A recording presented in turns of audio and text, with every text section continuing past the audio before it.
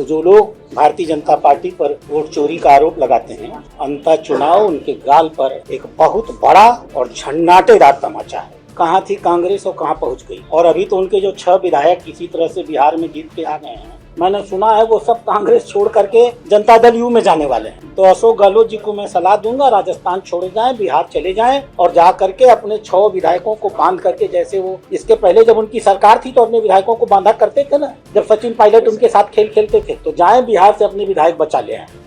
अंतः चुनाव ने सिद्ध किया है कि भारतीय जनता पार्टी इस देश में कितना निष्पक्ष चुनाव कराती है।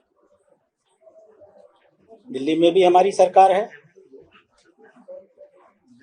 राजस्थान में भी हमारी सरकार है, और 6 महीने से ये पता था कि चुनाव होने वाला है। अगर हम चुनाव को राजनीतिक आधार पर, मतदाता सूची के आधार पर, प्रशासनिक आधार पर नियंत्रण करना चाहते गलत तरीके से, तो अंतः चुनाव हमारी जेब में हो सकता था। लेकिन हमने जन भावनाओं का सम्मान किया, पूरी ईमानदारी के साथ, 100% निष्पक्षता के साथ। मैं दूसरा उदाहरण दे सकता हूं जम्मू कश्मीर का।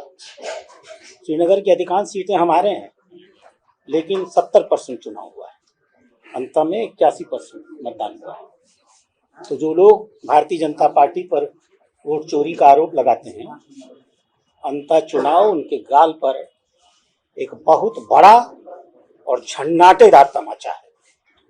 यह भारतीय जनता पार्टी के सिद्धांतों की जीत है कि हम लोकतंत्र में विश्वास करते हैं और जैसा जनता कहेगी उसको हम सिरोधार्य करेंगे। अगला सवाल। सर, पूर्व सीएम अशोक गहलोत का एक बयान सामने आया। उन्होंने कहा कि प्रधानमंत्री नरेंद्र मोदी जुमलेबाजी करते हैं और हम उन जुमलेबाजी को सुनते आ रहे हैं। बीजेपी में फूट की राजनीति है, क्या कहेंगे? अब अशोक गहलोत जी धीमे धीमे मुझे लगता है कि टाइम बाहर हो रहे हैं। अन्यथा जुमलेबाजी हम लोग अगर करते होते तो जिस बुरी तरह से हम बिहार जीते हैं, महाराष्ट्र जीते हैं, हरियाणा जीते हैं, दिल्ली जीते हैं, ये पिछले 1 साल के चुनाव में। ये क्यों जीते हैं? इसलिए कि माननीय प्रधानमंत्री का बोल और जनता का मन दोनों समरस हो चुका है। माननीय प्रधानमंत्री जो कुछ भी संवाद करते हैं वो सीधा जनता के दिल में उतर जाता है। अब आज की राजनीति में इसे जुमलेबाजी तो कहा जाएगा, क्योंकि 65 साल कांग्रेस ने इसी प्रकार से किया है। गरीबी हटाओ का जुमला देते थे और गरीबों को ही हटा दिया करते थे। और हम हैं जो पिछले 11 सालों में हमने समाज के गरीब वर्ग, समाज के मध्यम वर्ग का जीवन कितना बदल दिया है, ये भाषण का विषय नहीं, एहसास का विषय। और हमारे देश के नागरिक इस पर एहसास करना है। आप उन्होंने कहा कि जो इलेक्शन कमीशन उसको हाईजेक कर लिया गया, जिस तरीके से बिहार के चुनाव के समय पर पैसे डाले गए खातों में, उसको नहीं रोका गया। एक्चुअली जो लोग चुनाव जनता के बीच में, तो बहुत बदमाश है शुरू से ही। हाँ जो अरे लाइव में सब भी चलते रहना चाहिए। क्या सवाल था? अशोक गहलोत ने इलेक्शन कमीशन को हाईजेक कर लिया गया, जिस तरह से महिलाओं के खातों में पैसे डाले गए। देखिए, चूंकि वो 65 साल तक इलेक्शन कमीशन को हाईजैक करते रहे हैं, इसलिए उन्हें लगा है कि शासन ऐसा ही करता है।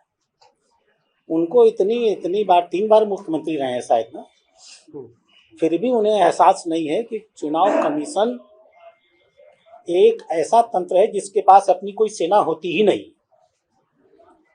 चुनाव कमीशन दिल्ली में नीतिगत निर्णय लेता है, जमीन पर उस पर कार्रवाई करने का काम बीएलओ का होता है, एसडीएम का होता है, डीएम का होता है, प्रदेश के मुख्य निर्वाचन अधिकारी का होता है, जो प्रदेश का ही एक आईएएस अधिकारी होता है, और उसकी नियुक्ति भी प्रदेश सरकार ही करती है।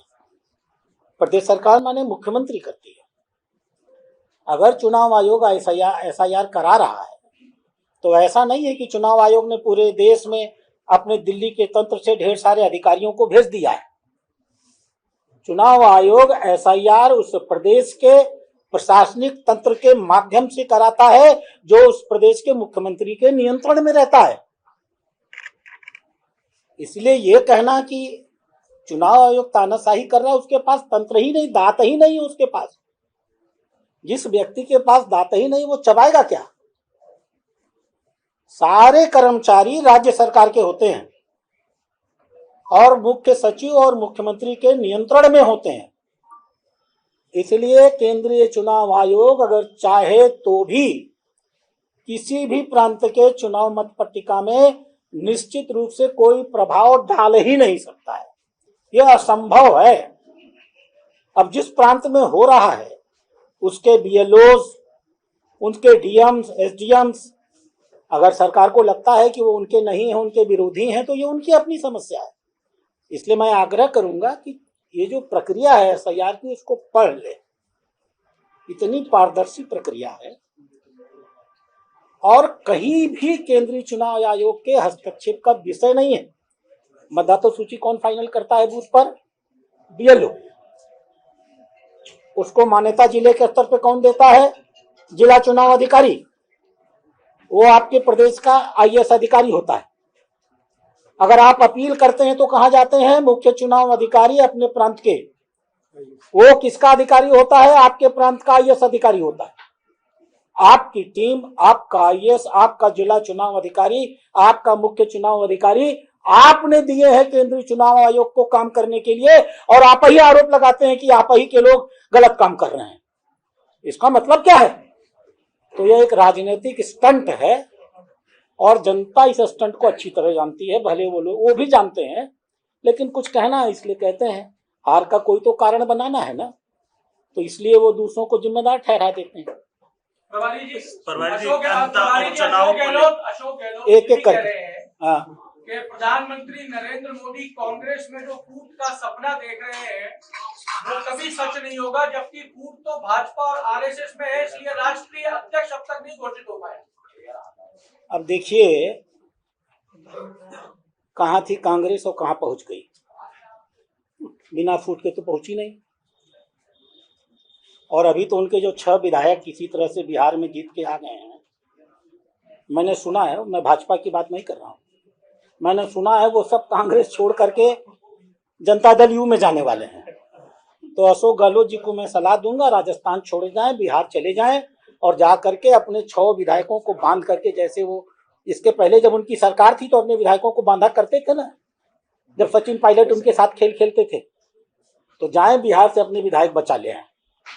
सर, कांग्रेस ने आरोप लगाया है कि अंता उपचुनाव में 2 मुख्यमंत्री लगे, पूर्व मुख्यमंत्री भी लगी हुई थी और वर्तमान भी, लेकिन उसके बावजूद चुनाव हार रहे हैं। तो ये 2028 का जो कह सकते हैं, इसको आरोप कहते हैं। नहीं, उन्होंने सरकार